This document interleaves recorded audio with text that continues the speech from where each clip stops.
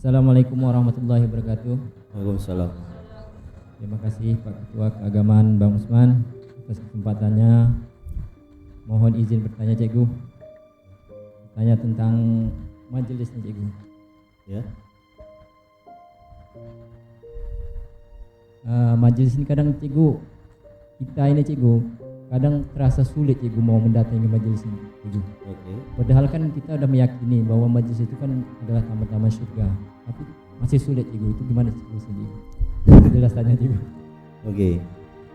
Nah, sekarang saya mau tanya begini nih, analogi perbandingan ya. Contoh misalkan kayak gini nih. Abang masih sulit nggak berangkat kerja? Enggak. Kenapa? Betul tadi Cikgu. Karena abang tahu-tahu untungnya, begitulah Iya, ceritanya. iya, betul. Jadi semasa abang kerja, abang dapat gaji. Coba tes abang kerja nggak dapat gaji. Gajinya di keyakinan gitu. Abang kerja di Turi nih. Kerja sebulan pas gajian, abang disuruh sama bosnya, kamu saya yakin dapat 5 juta hari ini. Tapi 5 juta abang nggak dapat. Masih mau kerja nggak bang? Betul nggak nih? Bawa telepon orang Turi nih. Betul nggak? Ya serius nih, ini terjadi nih, hati-hati sini. Ya, gimana tadi Cikgu? Hah? Kami Cikgu. Gini nih ceritanya. Abang kan kerja di Turi. Di Turi kan digaji. Basic lah Wak bilang ya. Kita bilang lah 4 juta lah ya kan. Kita bulatkan. Jadi abang kenapa mau kerja di Turi? Itu disebabkan karena abang kerja, abang dapat gaji kan. Kalau suatu ketika Turi merubah SOP-nya itu. Kalau abang kerja, abang cuman dapat gaji di dalam keyakinan aja. Abang kerja sebulan, gajian, nanti bosnya bilang, Junai, udah kukirim uangnya. Kamu masih yakin aja kamu dapat tuh uang. Abang masih mau kerja nggak? Ya, enggak lah Cikgu. Enggak kan? Nah, jadi sebenarnya semua itu terjadi kenapa kita sulit ke majelis, wabil khusus tentang ibadah kepada Allah. Jadi hal ibadah yang Allah janjikan itu secara awam manusia pikir itu hasilnya pahala. Ngerti nggak? Jadi guru saya bilang untuk akhirat tuh pahala, untuk dunia tuh uang. Gak bisa pahala kita buat untuk di dunia, gak bisa. Contoh misalnya saya mau beli rokok, saya tiba-tiba datang ke warung kan gitu, Pak beli rokok Surya 3 bungkus, ya kan, dikasih rokok Surya nih. Terus dibilang mana bayarannya? Bayarannya pahala sholat qabliyah subuh saya. Mau nggak dia? Enggak kan? Karena konsep dunia itu duit bang. Konsep akhirat itu pahala. Cuman masalahnya kita nggak tahu hidup di dunia sampai kapan. Seperti konsep yang saya bilang tadi, terhadap apa yang dititipkan sama Allah ketika kita menggunakannya untuk kebaikan yang akan kita peroleh kan. In ahsantum li anfusikum wa in asatum fala. Percaya nggak? Contoh misalkan ketika kita datang ke majelis, kita sama duduk dengan duduk di taman-taman surga. Percaya nggak kalau kita datang ke majelis kita mendapati pahala lebih baik daripada sholat sunnah 1000 rakaat? Percaya. Setingkat apa kadar percaya kita, maka kita semakin mudah melakukannya. Ya kan itu. Kalau kepercayaan kita kurang, sadar ataupun tidak sadar, sulit kita untuk melakukannya. Paham nggak? Kenapa abang mudah untuk datang? Karena tingkat kepercayaan abang di dalam hati itu sudah tinggi, sehingga abang tetap mencari duduk di majelis biar duduk di taman-taman surga, duduk di majelis biar mendapati pahala sunnah 1000 rakaat. Cuman masalahnya terhadap apapun yang Allah buat kita dalam ibadah-ibadah yang syariat, contoh sholat, Allah tak memberi kita pahala langsung, tetapi Allah nanti setelah ruh keluar daripada kerongkongan, walaula idza balaghatul hulqum, maka pahala-pahala itu akan diwujudkan sama Allah. Abang di ini nanti ya di barzakh. Jadi nanti akan diantar sama malaikat rahmat. Yunai, ini pahala yang kamu kemarin duduk di majlis. Kalau misalkan berapa kali abang udah duduk di majlis, dikalikan. Contoh abang 5 kali, berarti 5.000 kali 5 dikasih untuk abang. Jadi konsep kalau saya bilang, ini konsep ya itu. Sebenarnya akhirat itu kurang lebih kayak dunia aja. Jadi kalau saya bilang surga itu umpamanya nanti dibeli juga gitu. Umpamanya kita beli perumahan. Jadi kalau contoh kita banyak duit, kita beli rumah yang bagus. Kalau kita nggak ada duit, kita nggak bisa beli rumah. Dan di sana nggak ada sistem kontrak ya. Itu yang perlu diingat ya. Kita di sini bisa kontrak kan. Jadi gini nih, ditawarin, Bang Juna ini ada tipe rumah 36. Ini ada Firdaus. Ya kan gitu. Habis itu surga 7, surga 8 segala macam. Abang punya modal berapa? Paham gak itu? Kalau abang punya modal pahala banyak, maka pahala itu akan membeli surga itu. Maka rumah abang di surga itu. Kalau abang nggak punya modal untuk pahala dalam amal-amal yang abang lakuin, nggak mungkin abang dapat surga. Dan setidaknya paling kalau misal pun abang masuk surga nggak ke dalam, di luar. Iya gitu. Kalau saya bilang, kalau misalkan begitu enak kali orang yang nggak beribadah. Betul nggak? Ini contoh, ini kan contoh konsep Tuhan. Itu sebenarnya Tuhan memberitahu sesuatu biar kita tidak melakukannya itu. Benar itu. Contoh misalkan gini nih, barang siapa yang bertobat pada akhir hidupnya, maka seluruh dosa-dosanya akan diampuni, benar ya? Dan dia akan masuk surga. Kebayang nggak kalau ada orang hari-hari hidupnya maksiat, tiba-tiba sehari sebelum meninggal tobat nih, masuk surga. Contoh misalkan awak nih hari-hari beramal soleh nih, beramal soleh. Contoh misalnya ending hidup awak nanti buruk nih, awak masa masuk dalam neraka, dia masuk dalam surga, di mana keadilannya? Itu sebenarnya konsep supaya kita tidak membuatnya, ya kan itu. Contoh misalkan jangan kamu mencuri, karena mencuri hasil begini. Itu sebenarnya jangan dekati aja nggak boleh. Supaya apa? Supaya nanti kamu dapat untung nggak dapat rugi. Ngerti nggak? Nah, jadi contoh kenapa contoh kita sulit untuk ke majelis, karena keyakinan kita belum yakin bahwa yang dijanjikan Allah itu benar. Kenapa orang sulit untuk sholat? Karena yang di dalam hatinya, karena keyakinan kan ada di dalam hati. Iman kan? Iman adalah mutiara di dalam hati manusia yang meyakini Allah Maha Esa, Maha Kuasa. Kan tadi bilang nanti ketika nanti kita meninggal dinampain semua. Ya kan? Ini hasil yang kau buat di dunia. Ini hasil yang kau buat di dunia. Kalau buruk-buruk kau dapat, baik-baik kau dapat, kan gitu. Paham gak itu? Nah, sekarang saya mau tanya ini. Kita hidup di dunia enggak lama. Ya, betul. Betul ya? Ya. Carilah duit sebanyak-banyaknya. Ya, betul. Tapi nanti kalau kau mati, duit itu enggak kau bawa. Ya, betul. Tetapi bukan berarti ketika kau hidup di dunia, kamu ini tidak mencari duit. Karena kamu konsepnya hidupnya di dunia. Kamu carilah duit banyak-banyak, tapi ingat jangan lupa kamu kumpulkan pahala banyak-banyak. Karena kalau kamu meninggal, duitmu banyak tak berarti, tetapi pahalamu walaupun sedikit, itulah yang berarti. Bukan berarti juga kamu ngumpulin pahala banyak-banyak, kamu tak cari duit karena konsepnya kamu hidup di dunia. Jadi balance. Kamu hidup di dunia, kamu harus cari duit. Kamu ingat tapi kamu hidup di dunia tak selamanya dan duitmu tak dibawa. Kamu juga harus cari pahala yang dijanjikan Allah Subhanahu wa taala itu nanti. Duit kamu cari biar kamu mudah di dunia. Pahala kamu cari setelah kamu mati, duit mau kamu tinggal, bekalmu pahala. Paham gak? Kalau abang gak datang malam ini, gak dapat abang 1000 rakaat. 1000 rakaat sholat tuh kebayang gak? Pernah ngelakuin 1000 rakaat? Pernah juga. Jadi duduk-duduk doang di majlis pahalanya lebih baik daripada mengerjakan sholat sunnah 1000 rakaat. Orang kan nanya, mana buktinya cikgu? Awak tak akan bisa membuktikan ketika kamu hidup. Tetapi awak pastikan ketika kamu meninggal, kamu akan melihat yang awak bilang ini. Karena yang awak bilang ini bukan dari awak sendiri, tetapi Rasulullah Muhammad SAW yang menyampaikannya. Karena Rasulullah siddiq, benar. Kita harus mempercayai hal itu, kan gitu. Contoh kayak gini nih, kalau abang gak kerja besok, kita bilanglah harian, abang dapat gaji gak? Enggak kan? Kalau abang gak dapat gaji, rugi gak? Rugi cikgu. Oke, kalau contoh abang gak datang ke majlis, gak dapat pahala lebih baik daripada sholat sunnah 1000 rakaat, rugi gak? Rugi banget cikgu. Rugi kalau sadar. Tapi kalau masih merasa oh tidak rugi, ya silahkan aja. Karena kenapa? Apapun yang kamu tanam, itulah yang kamu tuai. Kamu hari ini tanam cabai, nggak mungkin nanti panennya semangka, nggak mungkin. Nggak mungkin tuh. Jadi kalau kamu tanam cabai, pasti walaupun nanti nggak jadi cabai semua, ada bakal jadi cabai. Kalau kamu contoh tanam misalnya tanam apa? Tanam bibit mangga, bakal mangga tuh nanti. Kalau konsep dah ada kan? Nah, paham nggak? Nah sekarang awak mau tanya, abang misalkan kalau misalkan ke majlis itu tenang nggak? Alhamdulillah tenang cikgu. Kalau nggak ke majlis, Nggak bisa cikgu. nah itu berarti ketenangan sudah ada di sana. Tapi kalau misalkan abang ke majlis tenang, nggak ke majlis biasa-biasa aja, Berarti ketenangan abang di antara. Yang lebih parah ada. Lebih parah kayak mana? Kadang-kadang Allah Subhanahu wa taala memberi sesuatu tuh nikmat nih. Allah cabut nih nikmat, ujian tuh. Hari-hari nikmat nih majlis nih. Pas tiba-tiba aku nggak nyaman ke majlis, lebih nyaman di luar. Itu sebenarnya itu kerugian yang nyata yang kau dapat.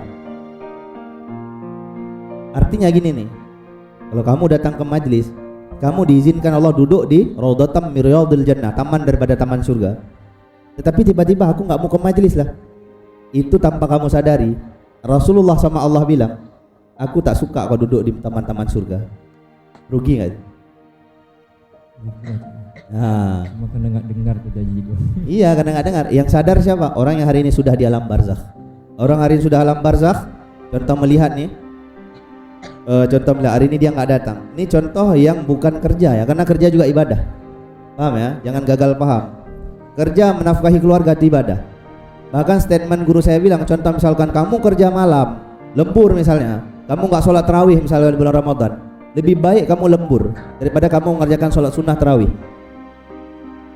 Ya kan? Kenapa? Karena orang yang dinafkahi. Ya kan itu? Nah, jadi contoh misalkan hari ini abang kerja nih malam misalnya, abang nggak ke majelis, nggak apa-apa, karena guru abang tetap doakan abang. Tetapi yang menjadi masalah, hari ini abang nggak ke majelis nih, padahal abang bisa pergi ke majelis. Tapi abang nggak pergi ke majelis. Malam itu nikmat Allah cabut daripada dalam diri abang. Kadang-kadang Allah buat abang sakit. Kalau orang sehat, kalau misalkan dia pergi ke suatu tempat ibadah, dia sakit nih, ya ibadah nih sholat, sakit nih, dibandingkan orang sehat ibadah, jauh lebih utama orang yang sakit beribadah bang. Setingkat sakit dia masih mau ibadah. Kalau orang sehat ibadah biasa aja. Kalau orang sehat mau ke majelis biasa aja. Tapi kalau ada orang sakit masih bisa dia pergi ke majelis, itu energi kekuatan Allah, nurullah, nur Muhammad disemayamkan di dalam hati dan dirinya, sehingga sakitnya itu teralihkan, sehingga dia bisa mudah duduk di dalam majelis. Artinya apa? Allah masih suka dia duduk di dalam majelis walaupun dia sakit. Rasulullah Muhammad SAW masih suka dia duduk di dalam majelis walaupun sakit. Mampukah kita ketika sakit kita duduk di dalam majelis? Dalam hal ini, mampukah kita di dalam susah itu senang? Kalau kita senang di dalam senang itu biasa, betul ya? Mampukah engkau di dalam keadaan engkau miskin harta, engkau menjadi kaya hati? Kalau engkau mampu melakukannya itu luar biasa. Tetapi kalau misalkan engkau dalam keadaan mudah segalanya, tetapi kamu mudah untuk melakukan berbagi, itu biasa. Jadi gini bang ceritanya. Kalau ada orang kaya harta, dia sedekah. Ada orang miskin harta, dia sedekah. Lebih utama orang miskin harta yang sedekah. Kalau ada orang sakit, duduk dia mau beribadah kepada Allah, sholat dia tanpa mendelay waktu. Kalau dia lagi sakit mau duduk dia ke majelis ilmu, itu luar biasa. Makanya kalau misalkan mau dapat luar biasa, sakit tetap juga duduk kau ke majelis, sanggup nggak? Jadi Rasulullah tuh nengok gini, umatku sakit pun datang tuh. Keren nggak? Contoh abang lah pemimpin ya, awak ini pekerja nih, awak sakit nih, abang tanya kenapa gitu, anak buah abang. Kenapa Pak Jul nggak datang kerja? Bukan, ini kerja, ini sakit nih, lagi sakit ya. Itu gimana Pak Jul kok nggak datang? Ya datang nih, datang. Oh datang. Ya datang ya. Saya lagi sakit tapi saya kerja, abang bosnya. Ya. Itu Pak Jul lagi sakit kok datang juga kerja? Gak apa-apa, karena itu tanggung jawab saya pak. Iya, istirahat aja lah di rumah. Gak apa-apa, saya mau kerja aja. Masya Allah. Ya kan? Kasih bonus ya. Bos tuh macam mana Rasulullah. Cuman kamu gak dengar. Cuman di hari ini masih fase-fase kayak gini. Sakit demam sedikit, izin cikgu. Dalam minggu belum tentu kau dapat hidup. Kalau awak konsepnya begitu, saya nggak maksain pemahaman saya, tapi pemahaman saya begitu. Makanya saya macam mana majelis, ketika ada majelis, saya usahakan saya tetap hadir. Kecuali yang kerja ya, kerja juga ibadah. Ini kesempatan ada. Awak sakit tangan tetap awak duduk di majelis. Kenapa? Impian awak meninggal awak di Raudhatam min Riyadhil Jannah. Contoh misalkan hari ini awak meninggal. Sakit kan asbab salah satu meninggal bang. Abang sakit di rumah, meninggal di rumah. Abang sakit meninggal di majelis, pilih mana? Majelis. Tapi kenapa ketika engkau sakit engkau nggak mampu untuk hadir? Itu menandakan cintamu kepada Rasulullah masih lemah. Betul sekali. Betul ya? Tapi kalau untuk perempuan, gunung tinggi kau akan daki, lautan kau seberangi. Untuk Rasulullah, engkau hanya berkata di lisanmu saja, sesungguhnya engkau adalah pendusta. Saya bukan menyalahkan, saya cuma menyatakan kebenaran itu benar, yang salah itu salah. Saya tidak menyalahkan siapapun. Siapapun merasa saya salahi dalam statement saya, silahkan. Tapi niat saya tidak pernah menyalahkan, tapi saya menyatakan ini yang benar, ini yang salah. Kalau kau buat benar, yang benar yang kau dapat. Kalau kau buat salah, salah yang kau dapat. Mungkin sebahagian orang mengira ini cikgu nyalah-nyalahkan kami. Silahkan, nanti akhirat kau akan tahu yang ku bilang benar apa salah. Ketika kesempatanmu masih ada, gunakan kesempatan itu sebelum engkau menyesal. Karena saya bilang tadi, waktu terbagi 3. Waktu yang udah lewat tak akan bisa kembali. Waktu yang akan datang belum tentu waktumu. Waktumu kapan? Hari ini.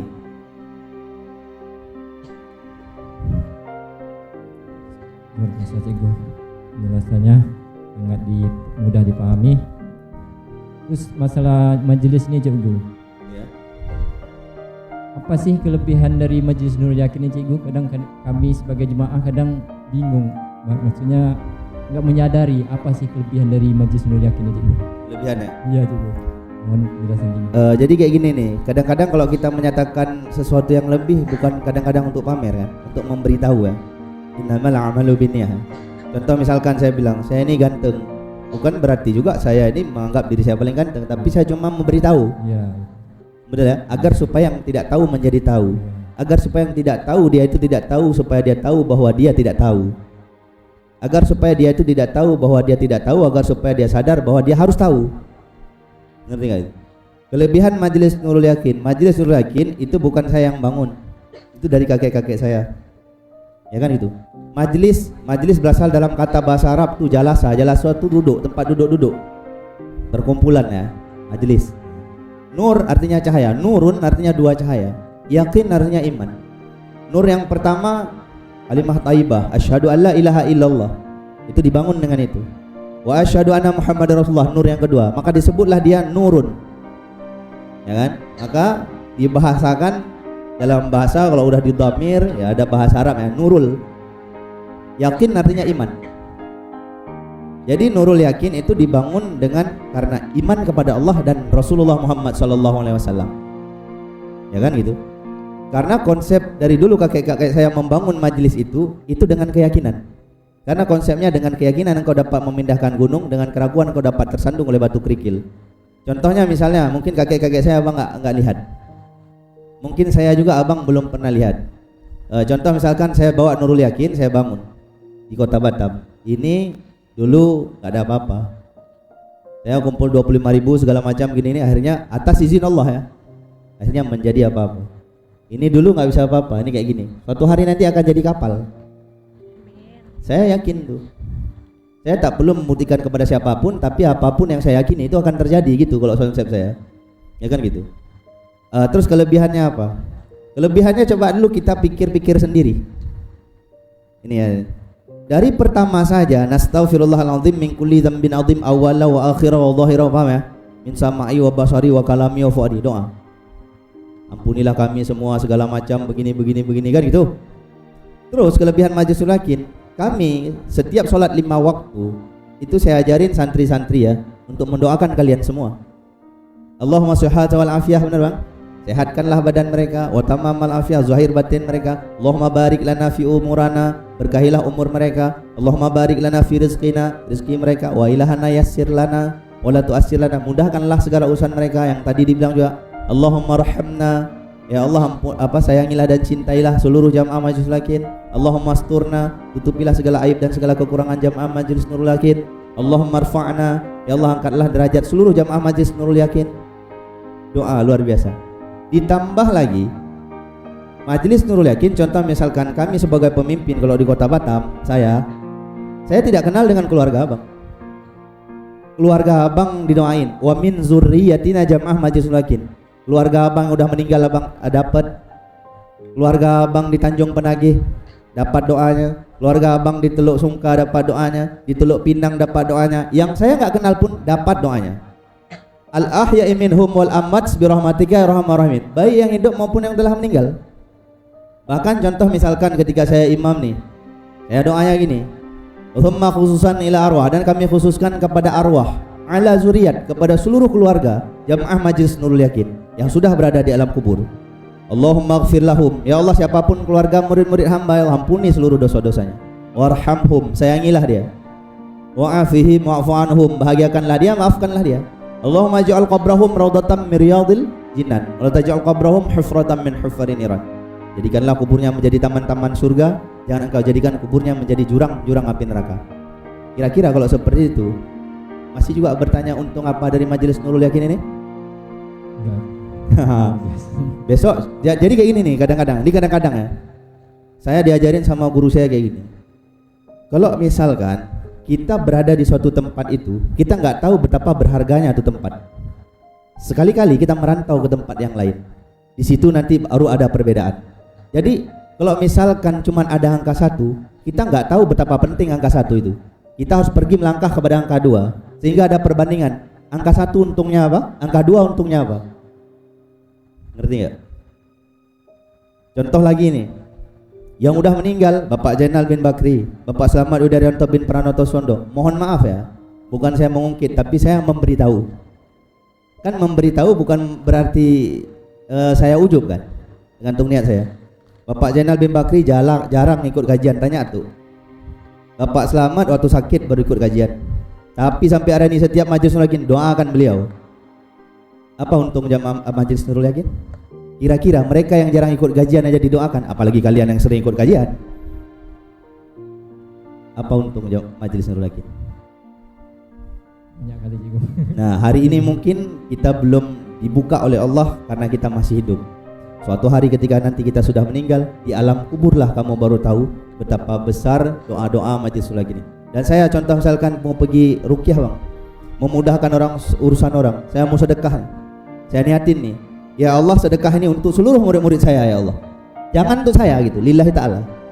Saya ngobatin orang ya Allah saya datang untuk memenuhi panggilan, karena engkau ya Allah gerakkan ya Allah dia untuk menelpon menghubungi saya, sehingga saya datang untuk mengobatinya ya Allah. Ya Allah labbaik Allahumma labbaik, saya bilang saya datang memenuhi panggilanmu. Saya cuma datang ya Allah, saya tidak bisa menyembuhkan ya Allah, saya obatin. Mohon sembuhkanlah orang ini. Saya obatin ya.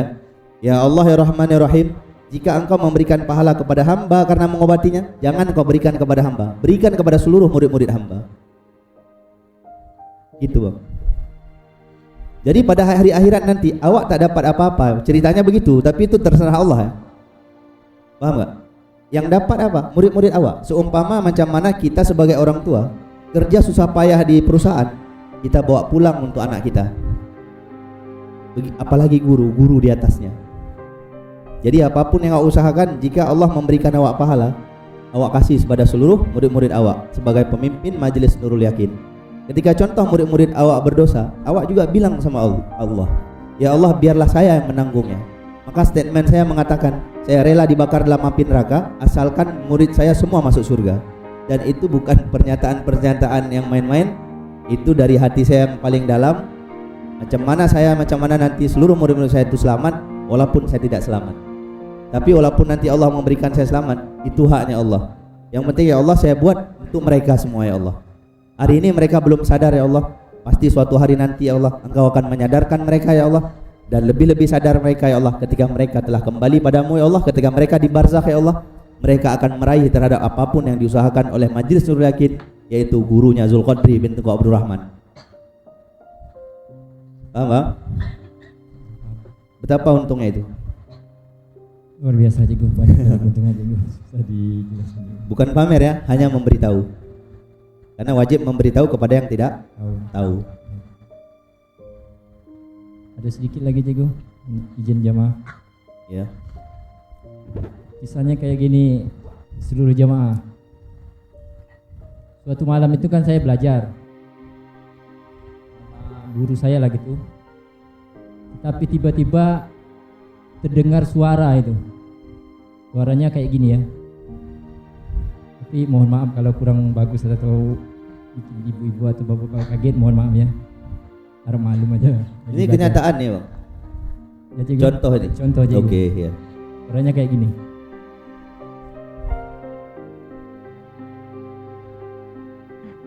Tunggu ya. hayya 'alas shalah.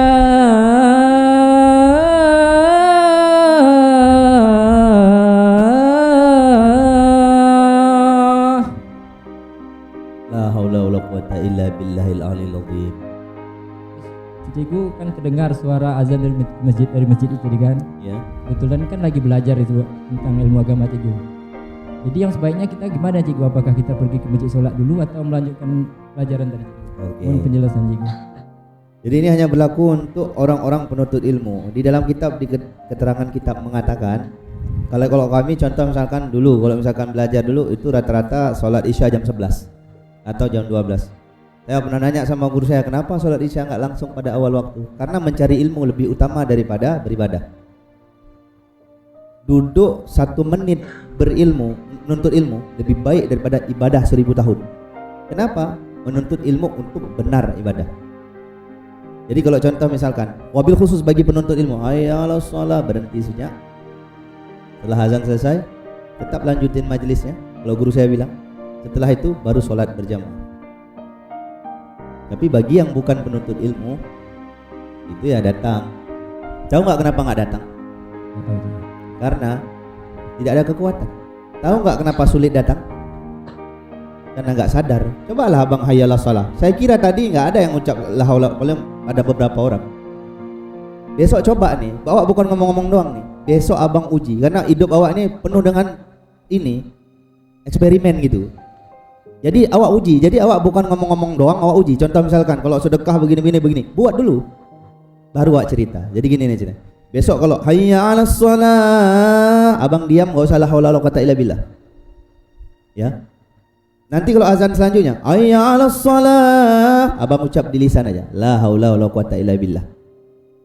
Azan selanjutnya, hayya 'alas shalah, abang ucap, sadari di dalam hati lubuk yang paling dalam, abang ucap.